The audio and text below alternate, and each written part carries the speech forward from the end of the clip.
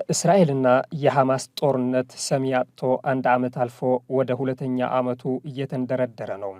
በዚህ ሂደት ሺዎች እያለቁ ሺዎች እየተሰደዱ ነው። ባለፉት ወራቶች ትንሽ ጋብ ብሎ የነበረው የሁለቱም ኃይሎች ጥቃቶች ባሳለፍነው ሳምንት ዳግም አገርሽተዋል። ጋዛና ቴል አቪቭም የድሮንና የአየር ድብደባዎች አስተናግደዋል። እስራኤል በጋዛ በትምህርት ቤት ላይ በፈጸመችው ጥቃት 27 ሰዎች መገደላቸው ተዘግበዋል። እስራኤል ከሰሜን ጋዛ ለተፈናቀሉ ቤተሰቦች መጠለያ ሆኖ በማገልገል የሚገኝ ትምህርት ቤት ላይ በፈጸመችው የአየር ጥቃት ቢያንስ 27 ፍልስጤማውያን መገደላቸውን የጋዛ የጤና ሚኒስቴር አስታውቋል። ዳር አል አርቃም በተሰኘው ትምህርት ቤት በተፈጸመው ጥቃት ከተገደሉት በተጨማሪ በርካቶች መቁሰላቸውን በሐማስ የሚተዳደረው የጤና ሚኒስቴር አካባቢውን ሆስፒታል ዋቢ አድርጎ ጠቅሷል። የእስራኤል መከላከያ በበኩሉ ትምህርት ቤቱን ሳይጠቅስ የሐማስ የትዕዛዝና የቁጥጥር ማዕከልን መምታቱን ገልጿል። የጋዛ የጤና ሚኒስቴር ቀደም ብሎ እስራኤል በ24 ሰዓታት ውስጥ ባደረሰችው ጥቃት 97 ፍልስጤማውያን መገደላቸውን አስታውቆ ነበር። ከአየር በተጨማሪ የምድር ላይ ጥቃት የጀመረችው እስራኤል በበኩሏ ሰፋ ያለ የፍልስጤም ግዛት እንደምትወር ትናገራለች። የጋዛ የሲቪል መከላከያ ኤጀንሲ ቃል አቀባይ መሐሙድ ባሳል በጥቃቱ ከተገደሉት መካከል ሴቶችና ሕፃናት ይገኙበታል ብሏል። ቃል አቀባዩ አክሎም መንታ ልትወልድ የተቃረበች ነፍሰ ጡር ከ3 ልጆቿ ከባለቤቷና ከእህቷ ጋር እንደጠፋች በመጥቀስ የጥቃቱ አስከፊነት ተናግሯል። የእስራኤል መከላከያ ኃይል ባወጣው መግለጫ በጋዛ ከተማ ጥቃት ያደረሰበት ስፍራ የሐማስ ተዋጊዎች ጥቃቶችን የሚያቀነባብሩበት ስፍራ መሆኑን ይገልጻል።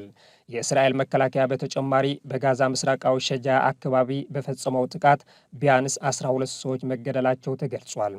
የእስራኤል ጦር በቅርቡ 15 የፊልስጤም የሕክምና ባለሙያዎች በራፋ አካባቢ የገደለ ሲሆን ከሳምንት በኋላ አስከሬናቸው የተገኘውን የእነዚህን ግለሰቦች ቀብር የተባበሩት መንግስታት የጅምላ መቃብር ሲል ገልጾታል። ፍልስጤማውያን አሁን ያ ሁሉ ግፍ እየተፈጸመባቸው ያለው ሐማስ ባለፈው ዓመት መስከረም ወር መጨረሻ ላይ በፈጸመው ጥቃት 1200 እስራኤላውያን በመግደል 253 ሰዎች አግቶ መውሰዱን ተከትሎ ነው። ከታገቱ ፍልስጤማውያንና የሌላ ሀገር ዜጎች አብዛኞቹ የተለቀቁ ሲሆን ጥቂት የማይባሉም ተገድለዋል። እስራኤል እስካሁን 59 በጋዛ የታገቱ ዜጎች እንዳሏት ትናገራለች። ከእነዚህ 22ቱ በሕይወት እንደሚገኙ መረጃዎች ያሳያሉ። በአንጻሩ እስራኤል እስካሁን በጋዛ ውስጥ በፈጸመችው ጥቃት ከ50 ሺህ በላይ ፍልስጤማውያን መገደላቸውን ከጋዛ የጤና ሚኒስቴር የተገኘው መረጃ ያሳያል። ከእነዚህም ውስጥ አብዛኞቹ ሴቶችና ሕፃናት መሆናቸውን በሐማስ አስተዳደር ስር ካለው የጤና ሚኒስቴር የወጣ መረጃ አመልክቷል። የጋዛ ጦርነት ከተቀሰቀሰ በኋላ ባሉት 18 ወራት የተባበሩት መንግስታት የሕፃናት መረጃ ድርጅት ዩኒሴፍ 18 ሺህ ሕፃናት መገደላቸውን ከ34 ሺህ በላይ መቁሰላቸውን እንዲሁም 1 ሚሊዮን የሚጠጉ ሕፃናት በተደጋጋሚ መፈናቀላቸውን ገልጿል።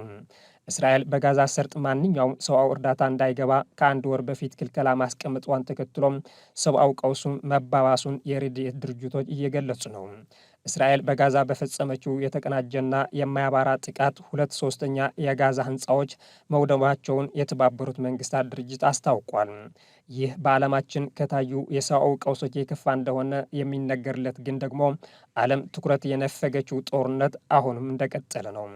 ኢራንና በሷ የሚደገፈው የሀውቲ ታጣቂ ቡድን እስራኤል ላይ ጥቃቶችን እየፈጸሙ ናቸው። በዚህ ሳምንት የሀውቲ ቡድን ቴል አቪቭ ላይ የድሮን ጥቃት መፈጸሙን የሚድል ኢስት ሞኒተር ዘገባ ያመለክታል።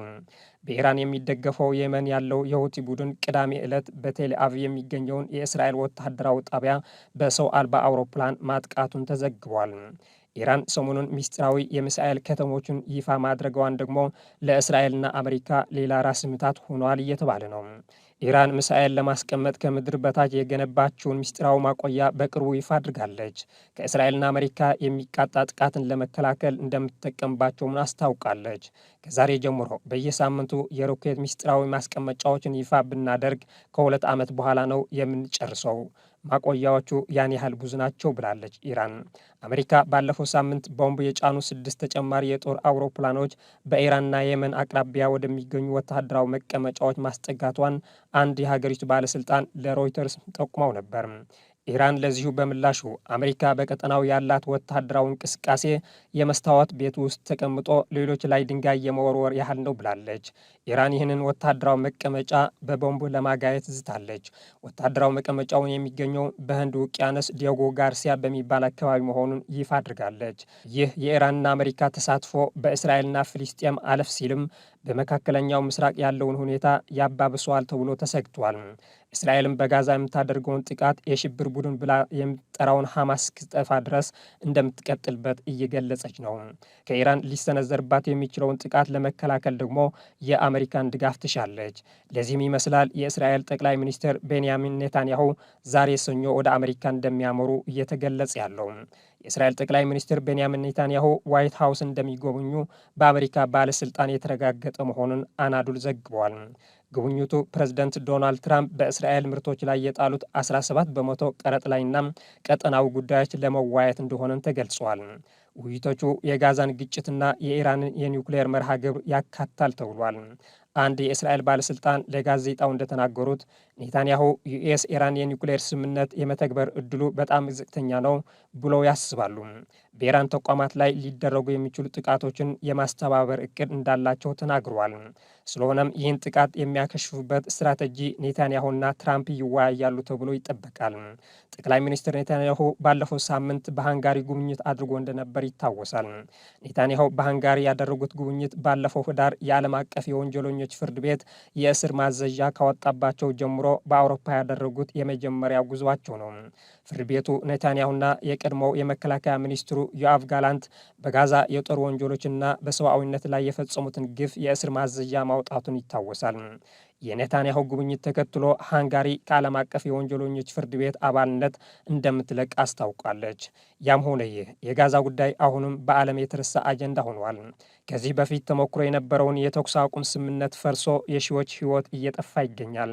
ስምምነቱ ከፈረሰ ጀምሮ 142 ሺህ ፍልስጤማውያን መፈናቀላቸውን የሰብአዊ መብት ድርጅቶች መረጃ ያሳያል። ለዚህም ግብፅ አዲስ የተኩስ አቁም ስምምነት ምክረ ሀሳብ ማቅረቧ እየተገለጸ ነው። የእስራኤል ሚዲያዎች ባለፈው አርብ እንዳስታወቁት ግብፅ በጋዛ ሰርጥ በእስራኤልና በፊሊስጤን ቡድኖች መካከል የእስረኞች ልውውጥን ጨምሮ የተኩስ አቁም ስምምነት ለማድረግ አዲስ ሀሳብ ማቅረቧን አናዱል ዘግቧል። የእስራኤል የህዝብ ማሰራጫ ካን እንደዘገበው ካይሮ በእስራኤልና በሐማስ መካከል ያለውን ግጭት ለማስቆም በማሰብ የተኩስ አቁምና የእስረኞች ልውውጥን በተመለከተ አዲስ ሀሳብ አቅርባለች።